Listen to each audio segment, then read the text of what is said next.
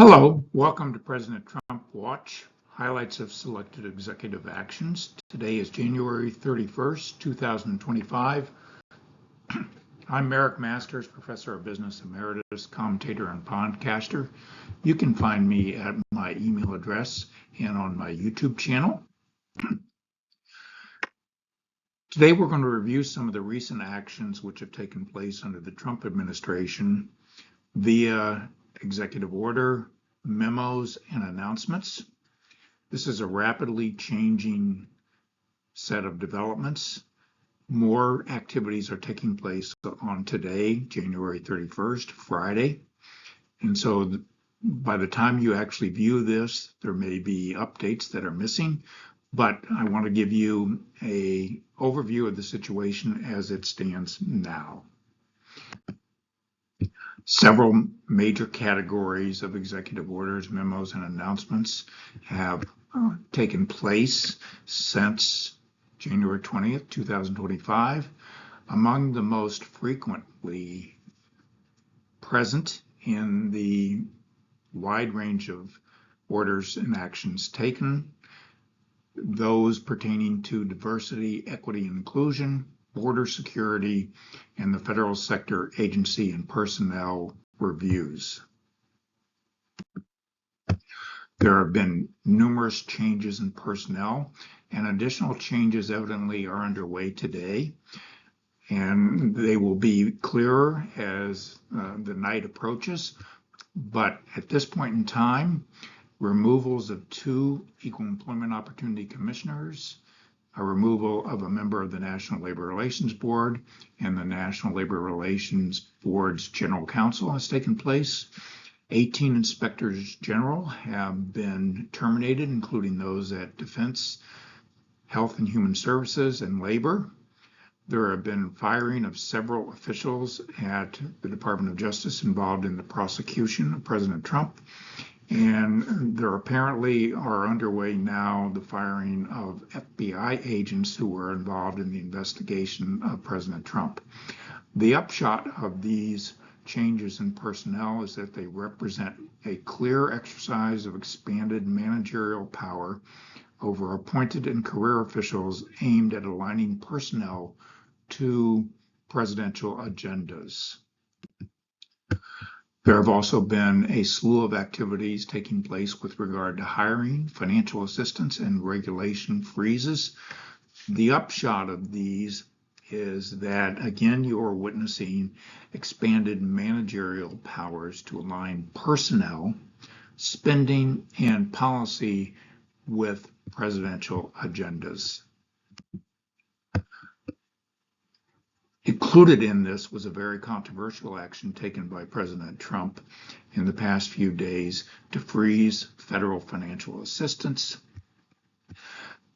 This particular decision, which was articulated in a memo issued by the acting director of the Office of Management and Budget, stated that to the extent possible under applicable law, federal agencies must temporarily pause all activities related to obligation or disbursement of all federal financial assistance and other relevant agency activities that may be implicated by the executive orders, including but not limited to financial assistance for foreign aid, non-governmental organizations, diversity, equity, and inclusion, woke gender ideology, and the Green New Deal. Apparently, this memorandum has been rescinded, but the freeze is still in effect. So this is subject to litigation. 2 judges have ruled that there must be a temporary pause on the freeze itself until a more formal decision can be made by the courts. There's also a regulatory freeze, and President Trump has ordered that agency heads not propose or issue any rule in any manner, including sending a note to the Office of the Federal Register, until a department or agency head appointed or designated by the President after January 20th, 2025 reviews and approves that rule. There's also been an order that all Federal employees or agencies must take the necessary steps to terminate remote work arrangements and require employees to return to work in person. If people do not return to work by February the 7th, they will be terminated. This has been accompanied with a deferred resignation letter, and also more recently than that, just very lately, a decision allowing agencies to offer federal employees early retirements. The upshot of this is that return to in-person work along with deferred resignation letter aims to encourage federal employees who do not want to return to work to resign.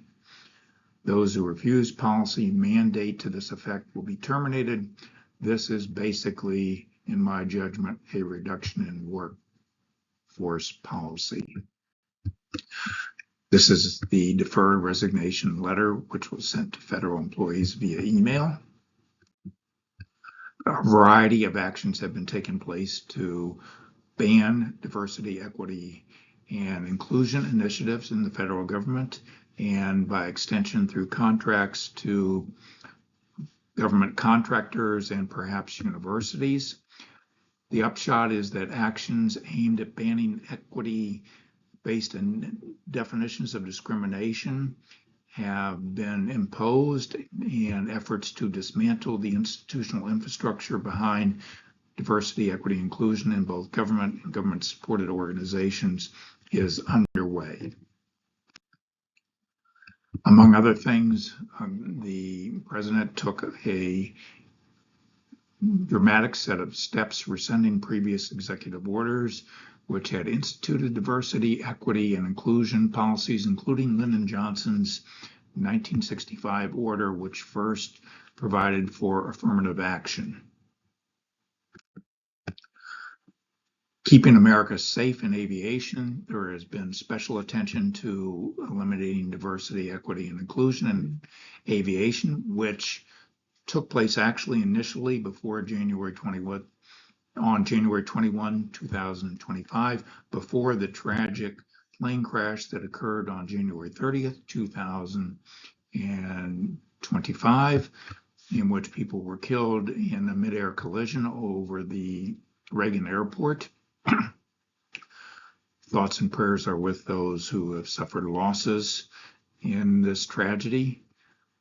But there has been concern that diversity, equity, and inclusion, according to the president, may have played some role in hiring practices which are less than desirable in the Federal Aviation Administration, and he wants to make certain that these are addressed. And so there was an additional memorandum issued by the White House yesterday to this effect. And also there's been an order to reinstate military personnel who were terminated for refusing to take the COVID-19 vaccine as required. Some concluding observations: that this is a massive stretch in the use of executive powers. The scope includes policy, budget, and personnel domains. It's aimed at imposing a unitary, politically responsive management philosophy. We're entering uncharted constitutional and legal terrain with fundamentally different approaches to federalism, management, and public administration that have taken place in previous administrations. Stay tuned for more updates on developments under Trump 47. This is a little bit of information about me. If you want to follow more of my webcasts, I encourage you to check my YouTube channel. Thank you for staying tuned for this, and I look forward to talking with you in the near future.